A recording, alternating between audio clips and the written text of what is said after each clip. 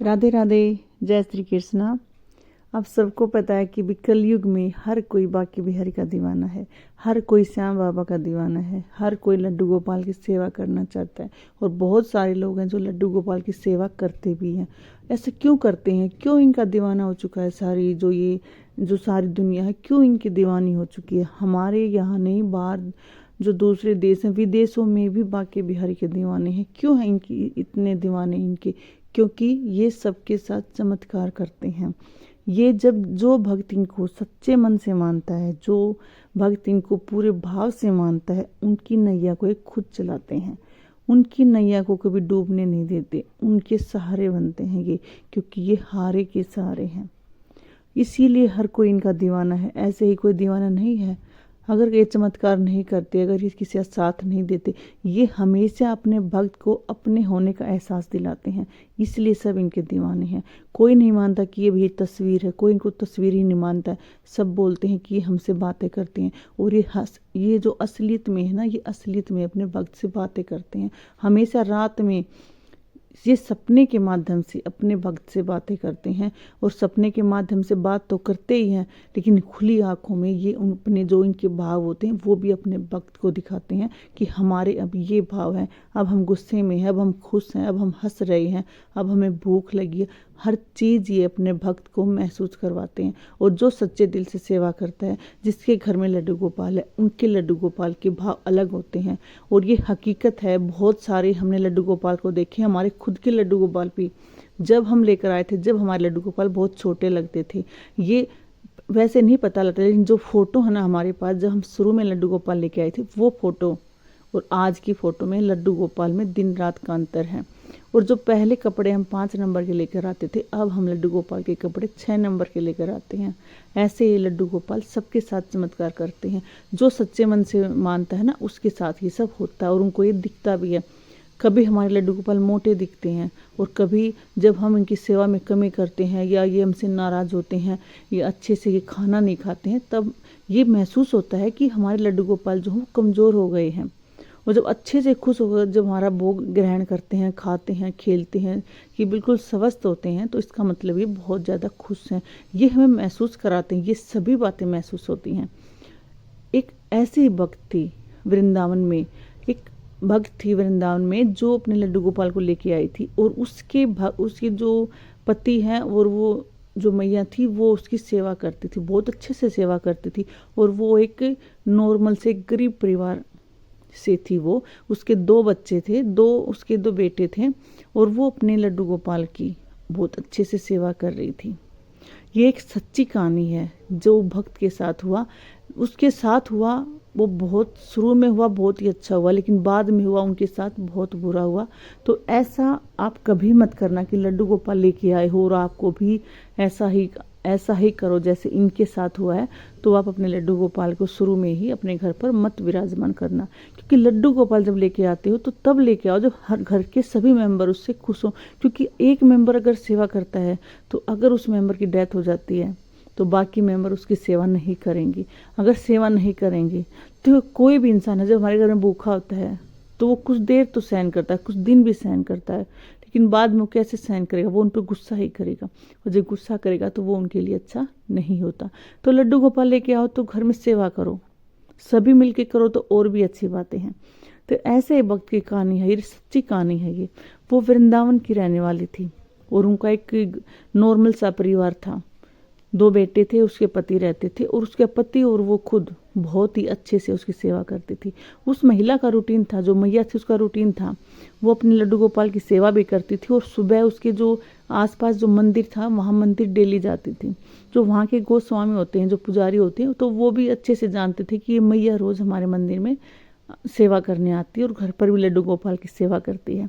तो ऐसे उनका बहुत ही अच्छा काम चल रहा था। उन्होंने मतलब लड्डू गोपाल आने के बाद छोटा सा अपना कोई व्यापार शुरू किया। छोटे से व्यापार बहुत ही जल्दी बड़ा हो गया। उसने बहुत सारी तरक्की की। और ऐसे ही वो जो उनके पति थे वो बुजुर्ग होकर उनकी डेथ हो गई। एक उम्र के हिसाब से उनकी डेथ हो गई। और उनके उस टाइम उनके जो बच्चे हैं वो दोनों बेटे उनके जवान हो गए। तो उनकी डेथ होने के बाद उनके बच्चों ने सोचा कि हमारा इतना अच्छा यहाँ पर कारोबार है, क्यों ना हम ये कारोबार बाहर जाकर करें तो हम और भी ज़्यादा पैसे कमा सकते हैं। तो वो जो उसके बेटे थे और उन्होंने बेटों की शादी भी कर दी थी, और 2 बेटे और उनकी जो बहू थी वो मुंबई में जाकर अपना काम शुरू कर दिया। अपनी मैया को भी वो वहीं साथ रख रहे थे, और उसकी मैया का वहाँ पर मन बिल्कुल नहीं लग रहा था, क्योंकि वो डेली मंदिर में जाती थी। और वहाँ कहाँ जो गांव में रहते हैं उनका ऐसे भीड़ भड़ाके में मन नहीं लगता है, सभी को पता है।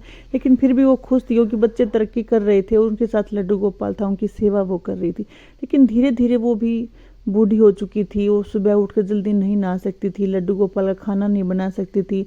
मतलब वो लड्डू गोपाल की सेवा करने के लिए मतलब सही नहीं थी, वो बूढ़ी हो चुकी थी। उनको लगता था कि मैं लड्डू गोपाल की सेवा नहीं कर पा रही हूँ। तो वो जो उनकी बहू थी उनको बोलती थी कि अब इनको नहला दो, इनको खाना खिला दो। तो वो जब बोलती तो बहू ऐसा कर देती थी, नहला देती, खाना खिला देती, लेकिन मन से नहीं करती थी। और अगर वो नहीं बोलती तो लड्डू गोपाल सारा सारा दिन भूखा रहता था।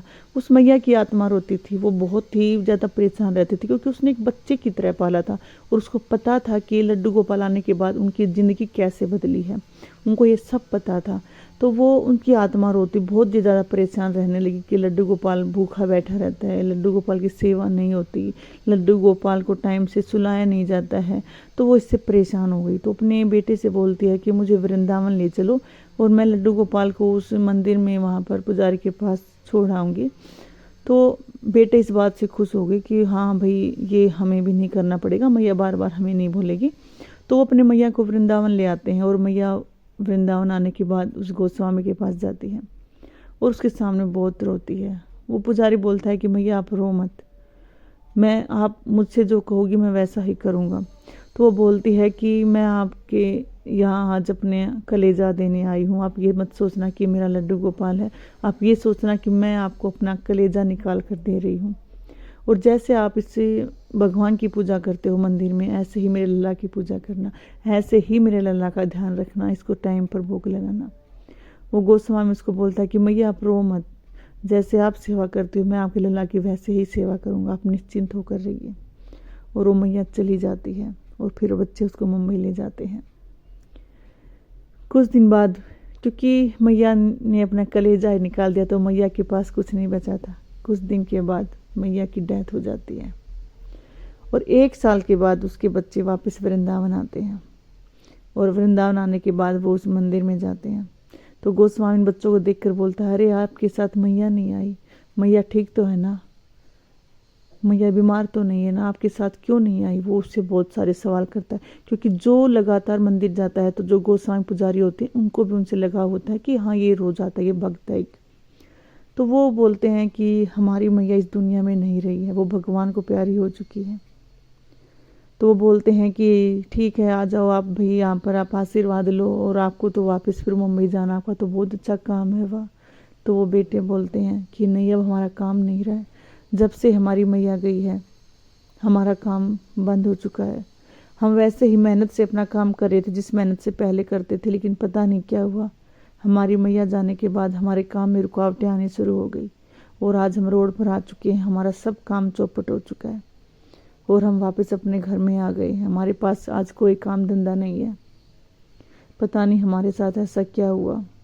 तब गोस्वामी बताते हैं कि जब तुम्हारी मैया इनको लेकर आई थी लड्डू गोपाल को, तो उनके पास उस टाइम भी कुछ भी नहीं था, और उन्होंने जैसे सेवा की तो आज उनके पास सब कुछ था, लेकिन तुम लोगों ने इसकी लड्डू गोपाल की सेवा नहीं की, तुम्हारी माँ सेवा नहीं कर पा रही थी तो तुम्हें इसकी सेवा करनी चाहिए थी।